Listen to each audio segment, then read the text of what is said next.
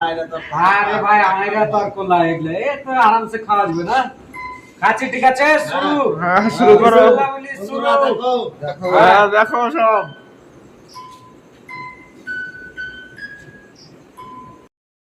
হ্যাঁ ওদিকে কিরে খেয়ালি নিলি কিরে আরেকটু আছে আরেকটু আছে এখনো আছে ও এগার বার তো করে দেখ খেয়াল